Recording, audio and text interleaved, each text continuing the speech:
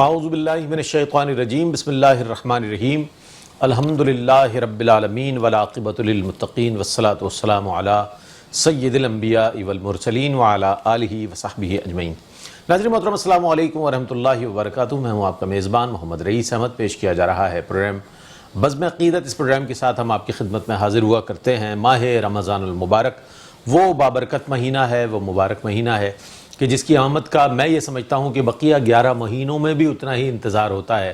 کہ جتنا شعبان المعظم میں اور اس کے آخری عشرے میں کیا جاتا ہے۔ اب بات دراصل یہ ہے کہ دیگر مہینے بھی ظاہر ہے 11 مہینے بھی ہمارے لیے بہت محترم ہیں، مکرم ہے، معظم ہے، لیکن ماہ رمضان المبارک کو یہ تفرد حاصل ہے، امتیاز حاصل ہے کہ ماہ رمضان المبارک میں قرآن نازل ہوا، اور شہر رمضان الذی انزل فیہ القرآن، قرآن میں ارشاد ہوا کہ رمضان کا مہینہ وہ مہینہ ہے کہ جس میں قرآن نازل ہوا۔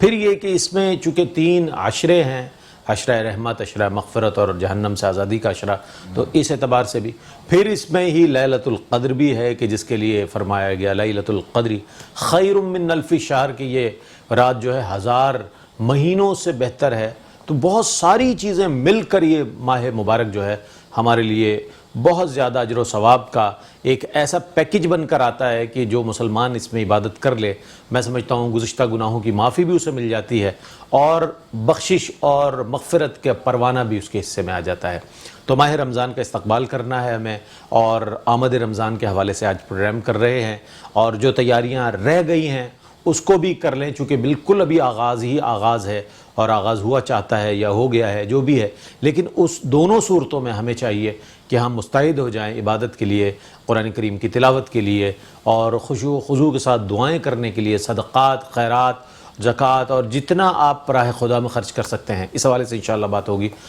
علامہ سید ناصر علی شاہ صاحب ممتاز و معروف عالم دین ہیں اور ہمارے پینل کا حصہ رہے ہیں، کئی پروگرامز آپ نے کیے، بہت عمدہ کلام فرماتے ہیں، ممتاز و معروف عالم دین ہیں۔ السلام علیکم ورحمۃ اللہ وبرکاتہ۔ وعلیکم السلام ورحمۃ اللہ وبرکاتہ۔ اور میرے دائیں جانب تشریف فرما ہے ممتاز و معروف ثنا خاں، اور ماشاءاللہ آنے والے دور کے ماشاءاللہ اسکالر بھی ہیں، اور بہت اچھے انداز میں اسٹڈی بھی اور تحقیق کا بھی سلسلہ آپ کا جاری و ساری ہے۔ صاحبزادہ علاء الدین صابری شاہ صاحب تشریف فرما ہے۔ السلام علیکم ورحمۃ اللہ وبرکاتہ۔ آپ ہی کی خوبصورت آواز میں کلام شامل کریں گے ابتدا میں، پھر اس کے بعد ہم سلسلہ کلام کو آگے بڑھائیں گے۔ مستند ہو میری تیری تو غلامی آقا، مستند ہو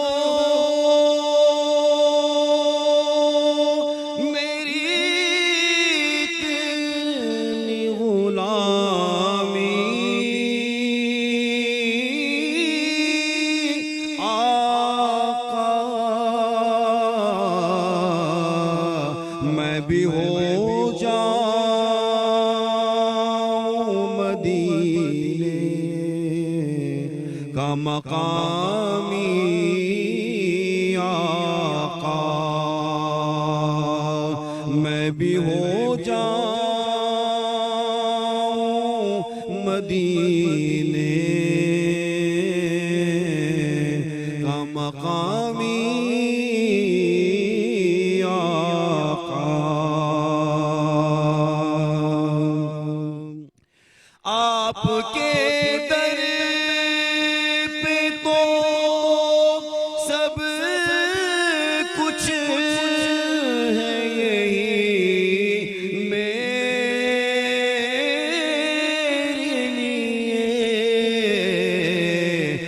شب و روز رہوں محو سلامی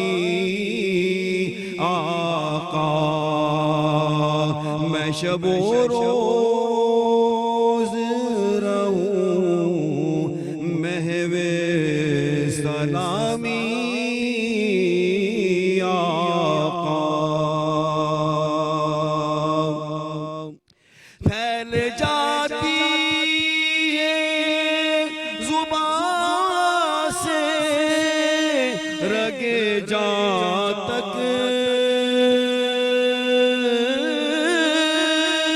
خوشبو کیا عجب آپ کا ہے اس میں گرامی آقا کیا عجب آپ کا ہے اس میں گرامی آقا دور جو آپ کے نالین سے رکھے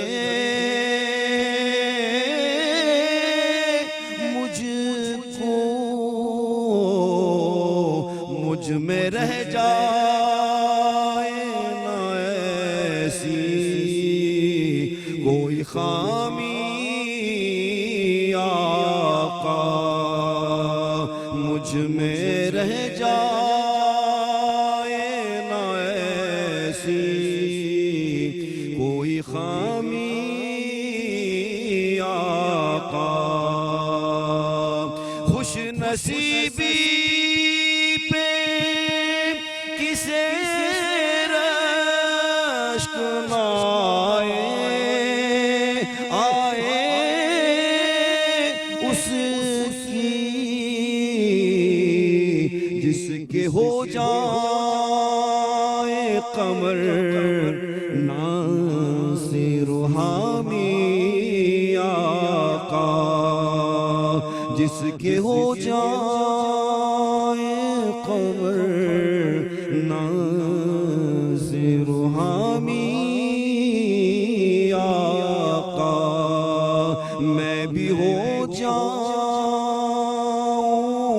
مدینے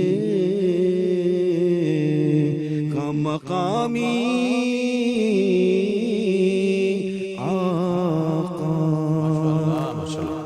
بہت عمدہ انداز میں نعت رسول مقبول صلی اللہ علیہ وآلہ وسلم جناب قمر وارسی صاحب کا لکھا ہوا خوبصورت نعتیہ کلام پیش کر رہے تھے ہمارے ثنا خان. اب ہم بڑھتے ہیں اپنے موضوع کی جانب اور آمد رمضان اور مرحبا رمضان. ظاہر ہے جو بھی کہیں ویلکم رمضان چونکہ رمضان ہے اور اس کی آمد کی خوشی بھی ہے. علامہ صاحب کیا فرمائیے گا دیگر مہینے بھی 11 مہینے ہیں لیکن ماہ رمضان المبارک کا ایک خاص ہی رنگ ہے یعنی کہ چاند نظر آنے سے لے کر اور پھر تاخراتوں تک چلے جائیں انتہائی رمضان تک چلے جائیں ایک خاص کیفیت ہے ہر لمحہ کیفیت سے معمور ہے. کیا انفرادیت ہے اس مہینے کی اور کیا تفرد حاصل ہے اس مہینے کو فرمائیے. بسم اللہ الرحمن الرحیم اللہم صلی علی سیدنا و مولانا محمد مبارک وسلم. بہت شکریہ رئیس بھائی. قرآن کریم فرقان حمید میں اللہ رب کریم نے ارشاد فرمایا کہ شہر رمضان الذی انزل فیہ القرآن. بے شک ایک دوسرے مقام پر اللہ رب کریم نے ارشاد فرمایا کہ یا ایہا الذین آمنوا کتب علیکم الصیام کما کتب علی الذین من قبلکم لعلکم تتقون. دیگر مہینے بھی اللہ تبارک و تعالیٰ کے بنائے ہوئے ہیں اور یقیناً تمام مہینے رحمتوں برکتوں والے ہیں اور ہم اس موضوع پر ایک دفعہ پہلے بھی ادھر پہ کلام ہو چکا ہے کہ کوئی مہینہ بھی اور کوئی دن بھی خدا نخواستہ منحوس نہیں ہوتا. سارے مہینے اللہ کے بنائے ہیں سارے دن اللہ کے بنائے ہیں لیکن بات یہ ہے کہ اس ماہ رمضان المبارک کے اعتبار سے کہ اس کی جو رونقیں جو رحمتیں جو برکتیں ہیں وہ سب سے منفرد ہیں جدا گانہ ہیں.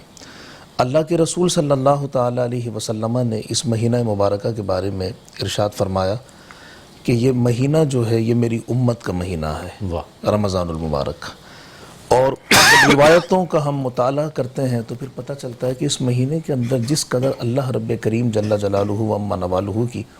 رحمتوں برکتوں کا نزول ہوتا ہے وہ دیگر مہینوں سے بہت مختلف ہے. اور آپ یہ دیکھیں کہ ایک مسلمان کی کیفیت اس مہینے کے شروع ہوتے ہی وہ تبدیل ہونا شروع ہو جاتی ہے. جو شخص اس مہینے کی برکت دیکھیں تو شخص سارا سال ہمیں مسجد کے صفوں میں نظر نہیں آتا لیکن ماہ رمضان کے آنے سے پہلے وہ مسجد کے صفوں میں جانے کی تیاری کر رہا ہوتا ہے. اس مہینے کی رحمتوں کا کھچاؤ ہی ایسا ہے کہ ہر مسلمان دوڑتا ہوا خانہ خدا کی طرف جاتا ہوا نظر آتا ہے. جہاں جہاں چلے جائیں قرآن کریم فرقان حمید کی تلاوت کی خوبصورت آوازیں کانوں میں رس گھولتی ہوئی محسوس ہوتی ہیں. قرآن کا ذکر بھی بڑھ جاتا ہے، قرآن کی تلاوت بھی بڑھ جاتی ہے، اور عبادت کا ذوق بھی دوبالا ہو جاتا ہے کہ اللہ کے رسول صلی اللہ تعالیٰ علیہ وسلم کے بارے میں ملتا ہے، حضور کی سیرت کے بارے میں، کہ اما عائشہ صدیقہ رضی اللہ تعالیٰ عنہ فرماتی ہیں کہ جب ماہ رمضان المبارک آتا تھا تو اللہ کے رسول صلی اللہ علیہ وسلم کی کیفیت یہ ہوتی تھی کہ حضور بستر پر تشریف نہیں لاتے تھے، حضور عبادت پر اس قدر کمر بستہ ہو جاتے تھے۔ ویسے بھی حضور سے بڑھ کر عبادت گزار کون ہو سکتا تھا، لیکن ماہ رمضان المبارک کی رحمتوں برکتوں کا عالم یہ تھا کہ اما عائشہ صدیقہ طیبہ طاہرہ رضی اللہ تعالی عنہ فرماتی ہیں کہ میرے سرتاج صلی اللہ تعالی علیہ وسلم پورا مہینہ پھر اپنے بستر پر تشریف نہیں لاتے تھے، کہ آقا کریم علیہ السلام نے بھی اس قدر ماہ رمضان المبارک میں عبادت کی ہے، تو رحمتیں برکتیں اس قدر برستی ہیں کہ ایک روایت میں آتا ہے کہ اللہ کے نبی صلی اللہ تعالی علیہ وسلم نے ارشاد فرمایا کہ جب ماہ رمضان المبارک کی پہلی رات آتی ہے تو آپ ابتدا سے دیکھیں کہ رحمتوں کا عالم کیا ہے۔ فرمایا کہ جب رمضان المبارک کی پہلی رات آتی ہے، فرمایا کہ رب کریم جل جلالہ و عم نوالہ اپنی مخلوق کی طرف نگاہ رحمت فرماتا ہے، اور پھر مزید ارشاد فرمایا کہ جس پر وہ نگاہ رحمت فرما دے گا پھر اسے عذاب نہیں دے گا۔ تو ابتدا سے لے کر انتہا تک اس میں رحمتوں برکتوں کا عالم یہ ہے کہ اللہ کے نبی صلی اللہ تعالی علیہ وسلم نے مزید ارشاد فرمایا کہ ماہ رمضان المبارک کی ایک خصوصیت ایسی ہے کہ جب ماہ رمضان المبارک میں انسان عبادت کرتا ہے اور اختتام تک پہنچ جاتا ہے، میرے نبی صلی اللہ علیہ وسلم ارشاد فرماتے ہیں کہ پھر اللہ تبارک و تعالی سب کی مغفرت فرما دیتا ہے۔ تو مجمع میں سے ایک شخص نے کھڑے ہو کر عرض کی کہ یا رسول اللہ یہ کیا لیلۃ القدر ہوگی جس میں اللہ کی اتنی رحمتیں ہوں گی؟ تو میرے محبوب نے اس پر ارشاد فرمایا کہ تم نے دیکھا نہیں کہ جب کوئی شخص کہیں مزدوری کرتا ہے تو جب مزدوری مکمل ہوتی ہے تو اسے اجرت دی جاتی ہے، تو فرمایا جو ماہ رمضان میں عبادت کرتا ہے تو اجرت کی بنا پر میرا رب اس کی مغفرت فرما دیتا ہے۔ سبحان اللہ، تو یہ رحمتوں برکتوں والا مہینہ ہے۔ بہت اچھی بات آپ نے ارشاد فرمائی۔ اب کسی بھی چیز کی آمد پر جب ہم خوشی مناتے ہیں تو خوشی منانے کے مختلف اقوام ملل میں جو ہیں وہ طریقے نظر آتے ہیں، اور مسلمانوں کے لیے یہ جو خوشی کا مہینہ ہے ماہ رمضان المبارک، اس میں تمام مسلمانان عالم جو ہیں وہ ایک ایسی وحدت کی شکل میں نظر آتے ہیں کہ محسوس ہوتا ہے کہ پوری ملت اسلامیہ ماہ رمضان المبارک منا رہی ہے۔ تو آیا ہمیں تیاری کس طرح کی کر لینی چاہیے؟ چونکہ ظاہر ہے جو وقت گزر گیا غفلت میں، لاپرواہی میں، لیکن اب چونکہ پورا ماہ مبارک ہمارے سامنے ہے، اس کے وہ تمام چیزیں ہمارے سامنے ہیں کہ جس سے ہم برکتیں حاصل کر سکتے ہیں، وہ تمام اعمال اگر ہمارے سامنے ہم پر مستحضر ہو جائیں کہ وہ کون سے اعمال ہیں، وہ کون سی عبادات ہیں، وہ کون سی ذکر و اذکار ہیں، تلاوت کے کون سے اوقات ہیں، یہ تمام تیاری، پھر لین دین کے معاملات میں کس طرح کی تیاری ہونی چاہیے، اس پر مزید بات کریں گے۔ ایک مختصر سا وقفہ ہے، وقفے کے بعد لوٹتے ہیں۔ مجھے امید ہے آپ کا اور ہمارا ساتھ رہے گا۔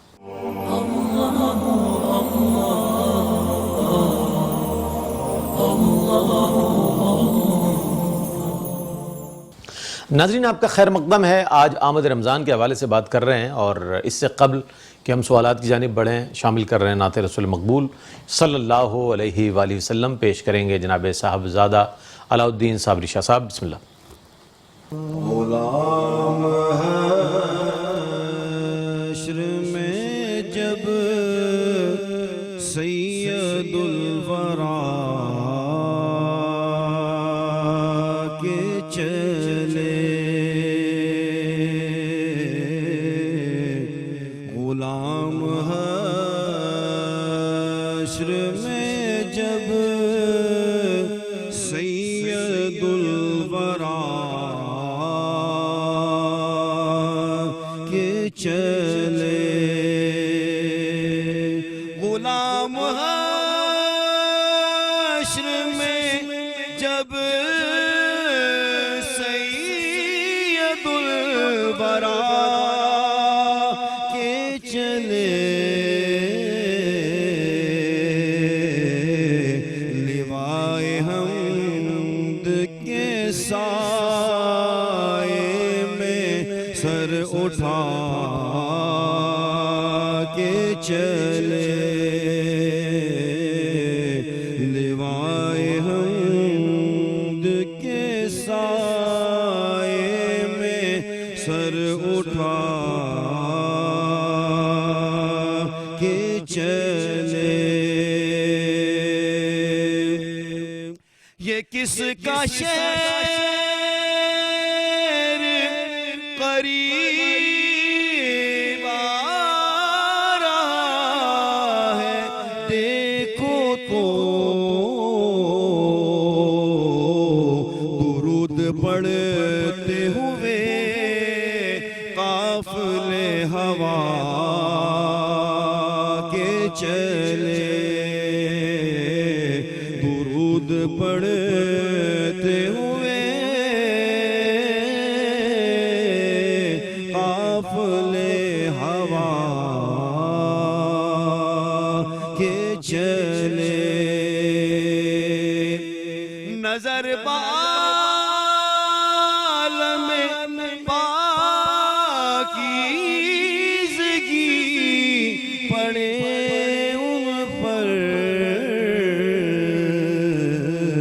مسافران لحد اس لیے نہا کے چلے،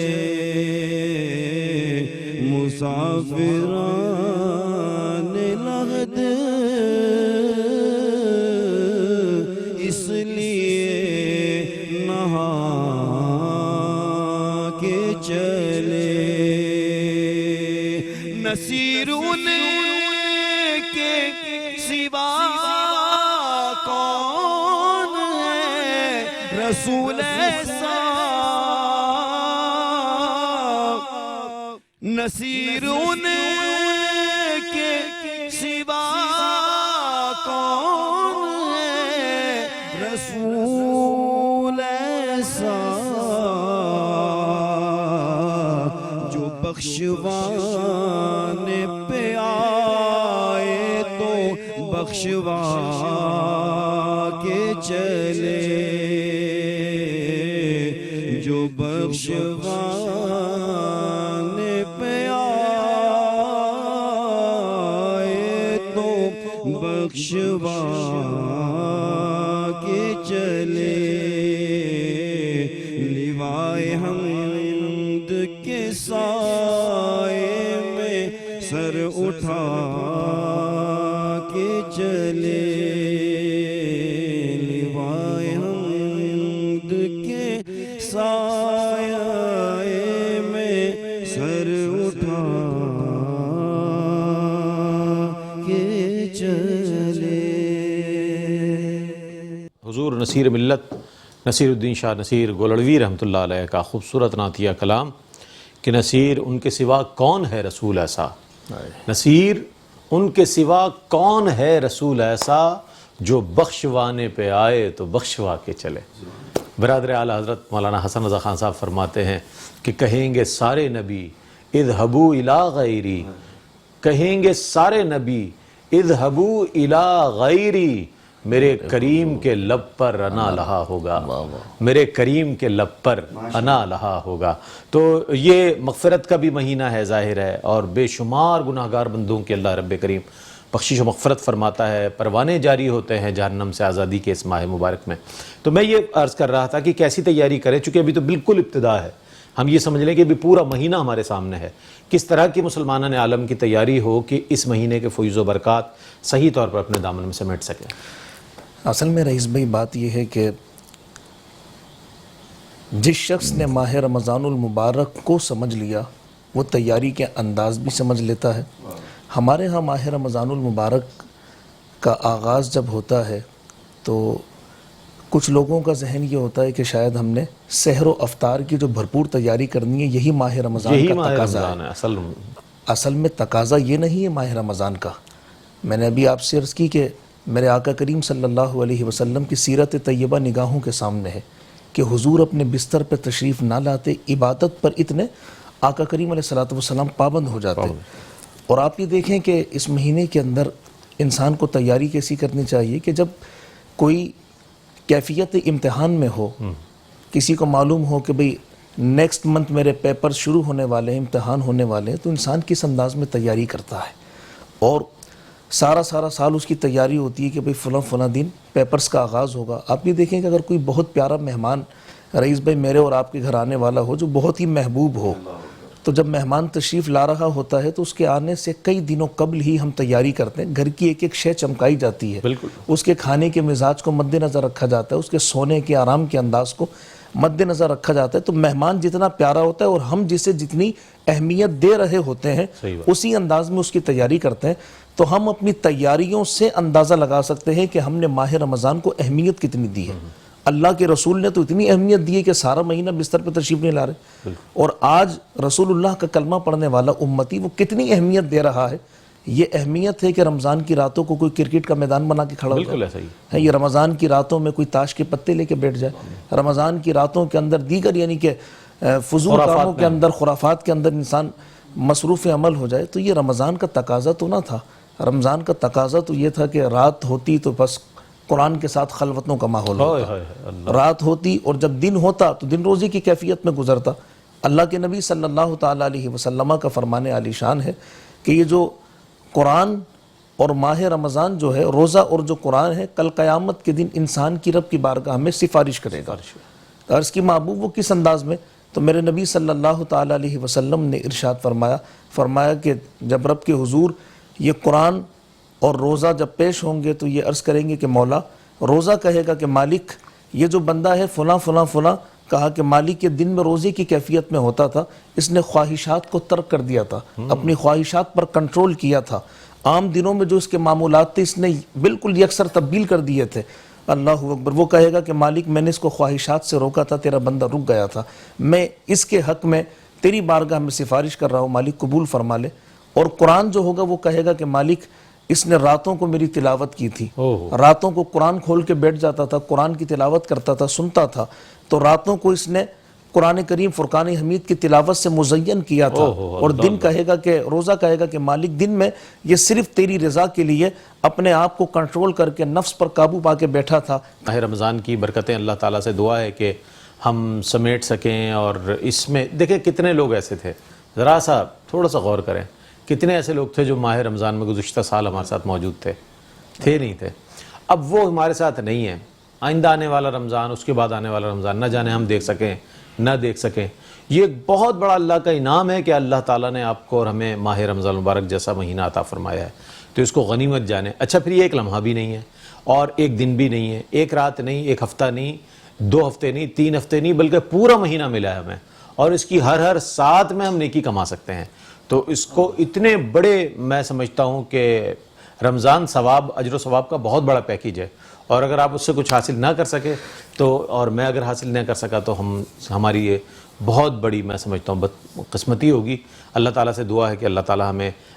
نیکیاں کرنے کی توفیق عطا فرمائے اس مہینے میں زیادہ سے زیادہ. کیا فرمائے گا پیغام کی صورت میں کہ ماہ رمضان اب چونکہ ظاہر ہے یہ سایہ فگن، اور سرکار علیہ السلام نے شعبان کے آخری شب جو سلمان فارسی رضی اللہ تعالیٰ عنہ سے مروی حدیث ہے کہ خطبہ ارشاد فرمایا تاریخی، اور ماہ رمضان مبارک کی اہمیت کو ظاہر فرمایا. تو میں چاہوں گا اس تناظر میں بھی اور اپنے الفاظ میں کیا پیغام دینا چاہیں گے؟ رئیس بھائی، اللہ کے رسول صلی اللہ تعالیٰ علیہ وسلم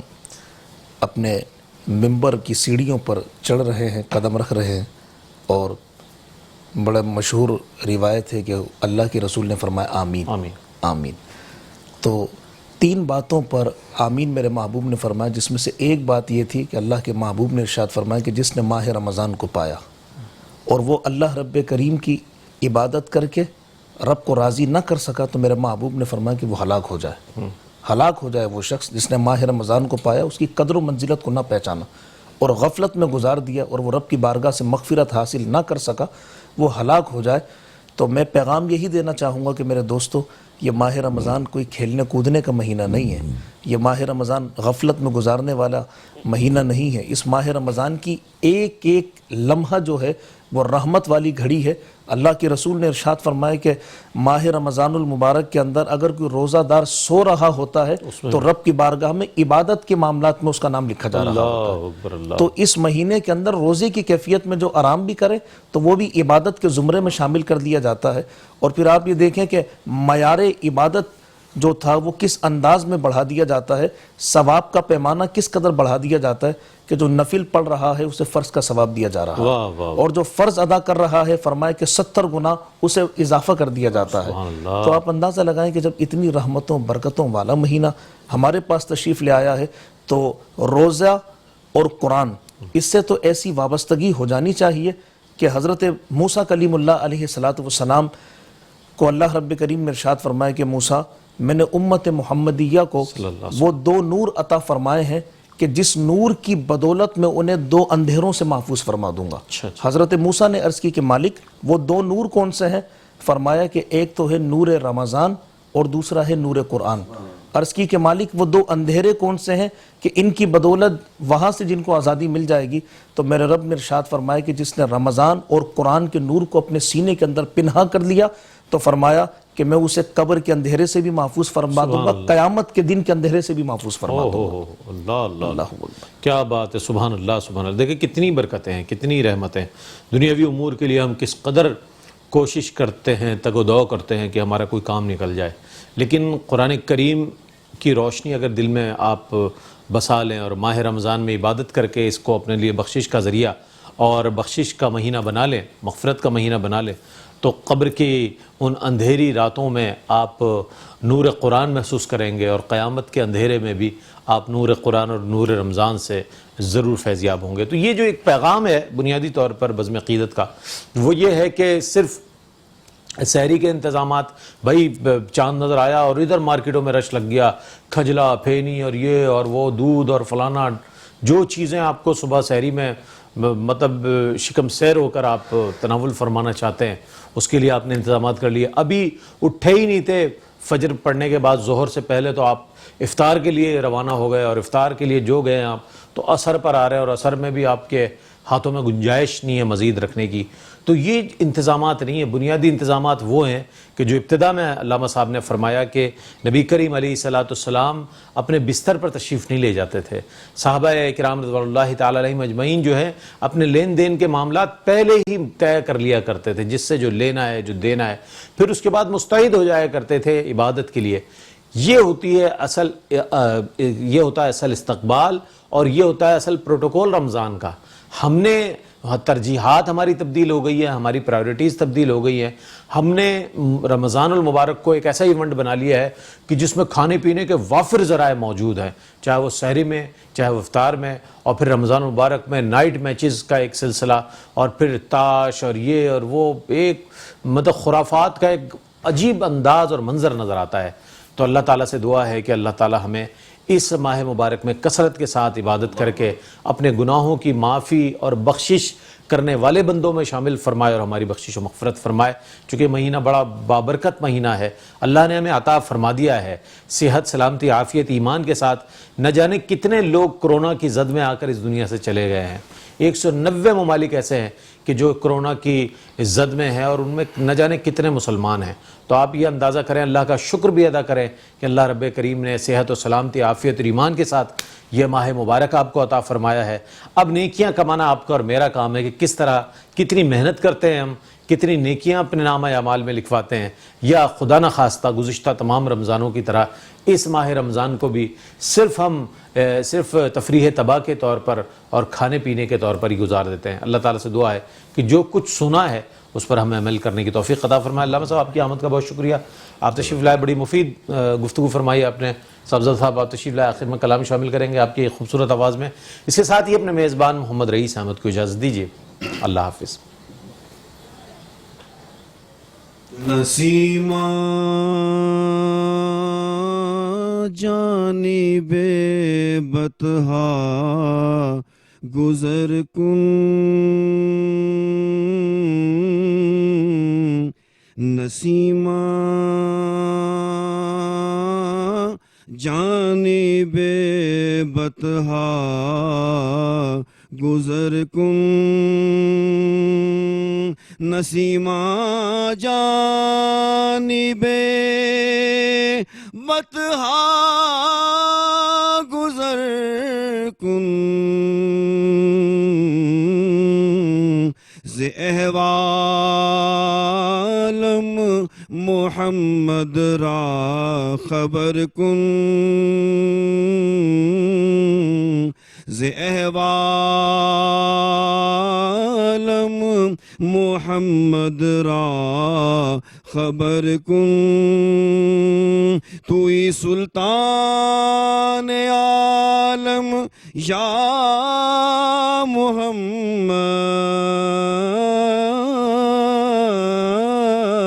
محمد توئی سلطان عالم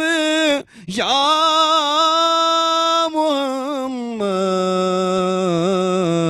زروئے لطف سوئے من نظر کن زروئے لطف سوئے من نظر کن ببر ای جان مشتاقم درا جا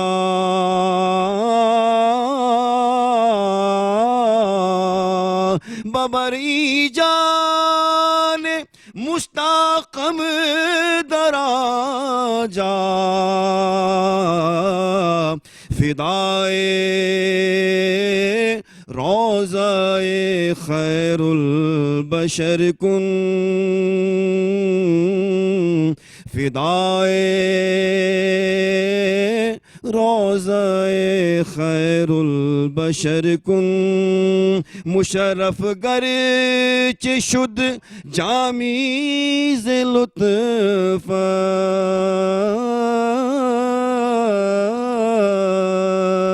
مشرف گرچ شد جامی ز لطفش خدایا ای کرم بارے دیگر کن خدایا ای کرم بارے دیگر کن